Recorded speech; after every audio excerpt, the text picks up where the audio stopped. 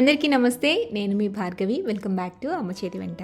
ఈరోజు వీడియోలో కృష్ణాష్టమి స్పెషల్గా అటుకులతో పాయసాన్ని సరికొత్తగా ఎలా చేసుకోవచ్చో చూపిస్తున్నాను.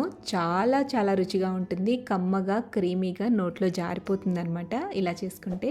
అండ్ ఈ పాయసంలో పంచదారని వాడకుండా బెల్లంతో చేస్తున్నాం అనమాట. బెల్లంతో చేసినా కూడా పాలు విరగకుండా ఎలా చేసుకోవచ్చో ఈ వీడియోలో చూడండి. మరి ఎంతో రుచితో కృష్ణుడికి ఇష్టమైన అటుకులతో పాయసాన్ని ఎలా చేసుకోవాలో చూద్దాం.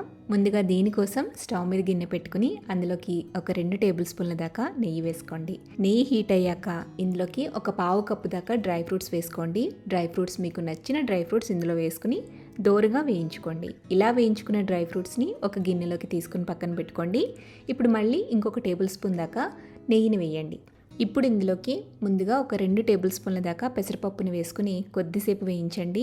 పెసరపప్పు కొంచెం వేగిన తర్వాత ఇందులోనే ఒక కప్పు దాకా అటుకులు వేసుకుని అటుకుల్ని కూడా దోరగా వేయించాలి. మంచి గోల్డెన్ షేడ్ రావాలండి. అటుకులు అలాగే ఈ పెసరపప్పు రెండు కూడా చక్కగా వేగాలన్నమాట. మంచి కమ్మటి వాసన వచ్చి రంగు లైట్గా మారేంత వరకు వేయించండి. ఇలా వేయించుకున్న అటుకుల్ని పెసరపప్పుని కూడా ఒక బౌల్లోకి తీసుకుని పక్కన పెట్టుకోండి. నెక్స్ట్ అటుకులు వేయించిన గిన్నెనే మళ్ళీ తిరిగి స్టవ్ మీద పెట్టుకుని అందులోకి 3 కప్పుల దాకా పాలు, 1 కప్పు దాకా నీళ్లు వేయండి. మీరు అచ్చం పాలతో చేసుకోవాలి అనుకుంటే కనుక 4 కప్పుల దాకా పాలు వేసుకుని చేసుకోవచ్చు. మీగడ కట్టకుండా గరిటెతో కలుపుతూ పాలని పొంగు రానివ్వండి. ఈలోపు వేరొక బర్నర్ మీద చిన్న గిన్నె పెట్టుకుని ఏ కప్పుతో అయితే మనం అటుకులు కొలుచుకున్నామో అదే కప్పుతో 1 కప్పు దాకా తురుముకున్న బెల్లం వేసుకోవాలి.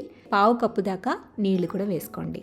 బెల్లం అంతా కరిగేంత వరకు చిన్న మంట మీదే గరిటెతో కలుపుతూ బెల్లాన్ని కరగబెట్టేసేయండి. బెల్లం పూర్తిగా కరిగితే సరిపోతుంది. పాకం ఏమీ రానవసరం లేదు. ఇలా బెల్లం కరిగిపోయాక స్టవ్ ఆపేసేసి ఈ గిన్నెని పక్కన పెట్టేసి పూర్తిగా చల్లారిపోనివ్వండి.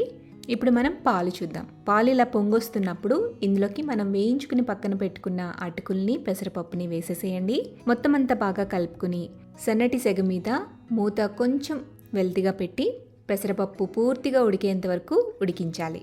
మధ్య మధ్యలో మూత తీస్తూ కలుపుతూ ఉండండి, లేదంటే పైన థిక్ లేయర్ కింద మిగడ కట్టేస్తుంది అనమాట. చూడండి, పప్పు ఇలా కాస్త మెత్తగా ఉడికిపోయాక స్టవ్ ఆపేసేయండి. స్టవ్ ఆపి ఈ గిన్నెని పక్కకు దించుకోండి. ఇప్పుడు ఇందులోకి మనం వేయించుకున్న డ్రై ఫ్రూట్స్ని వేసేసేయాలి. 1/2 టీ స్పూన్ దాకా యాలకుల పొడి కూడా వేసుకోండి. అండ్ వీటితో పాటుగా చిటికెడంతా పచ్చికర్పూరం వేసుకోండి. ఉంటే వేసుకోండి, లేకపోయినా ఏం కాదు, కంపల్సరీ ఏం కాదనమాట. అండ్ అలాగే చిటికెడంతా సాల్ట్ కూడా వేసుకోండి. స్వీట్లోకి కొంచెం సాల్ట్ వేస్తే వెగటు పుట్టకుండా ఉంటుంది. ఇలా అన్నీ వేసేసి బాగా కలిపేసుకోండి. ఇక ఫైనల్గా మనం ముందుగా కరిగించుకున్న బెల్లం వాటర్ ఉంది కదా, ఆ వాటర్ మొత్తాన్ని కూడా ఇందులోకి వేసేసుకోవాలి. ఫిల్టర్ చేసుకుని వేసుకోండి. ఇందులో ఉండే నలకలన్నీ కూడా సపరేట్ అయిపోతాయి. అయితే ఇక్కడ మీరు గుర్తుపెట్టుకోవాల్సిన విషయం ఏంటంటే పాయసం అనేది వేడిగా ఉన్నా పర్వాలేదు, కానీ పాకం చల్లగా ఉండేటట్టు చూసుకోండి. పూర్తిగా చల్లారాకే ఫిల్టర్ చేసుకుని ఇందులో వేసుకోండి. బెల్లం పాకం కదా, సో పాలల్లో వేసినప్పుడు ఇలా చేస్తే విరగకుండా పాయసం చక్కగా వస్తుంది. కన్సిస్టెన్సీ అనేది మీ ఇష్టం అండి. పప్పు ఉడికిపోయిన తర్వాత మీకు కన్సిస్టెన్సీ ఇంకా కొంచెం పలుచగా కావాలి అనుకుంటే ఎక్స్ట్రా కాగపెట్టిన పాలని కూడా వేసుకుని కన్సిస్టెన్సీని అడ్జస్ట్ చేసుకోవచ్చు. సో అంతే అనమాట. ఇలా సింపుల్గా కృష్ణుడికి ఇష్టమైన అటుకులతో కమ్మనైన పాయసాన్ని చక్కగా చేసి కృష్ణాష్టమి రోజు కృష్ణుడికి నైవేద్యంగా మీరు కూడా పెట్టండి. మరి ఈ కమ్మనైన అటుకుల పాయసాన్ని మీరు కూడా ట్రై చేశాక మీ ఫీడ్బ్యాక్ని నాతో షేర్ చేయడం మర్చిపోవద్దు. వీడియో నచ్చితే లైక్ చేయండి, మీ ఫ్రెండ్స్కి రిలేటివ్స్కి షేర్ చేయండి. మరిన్ని టేస్టీ సింపుల్ క్విక్ రెసిపీస్ కోసం అమ్మ చేతి వంటి ఛానల్ని సబ్స్క్రైబ్ చేయండి.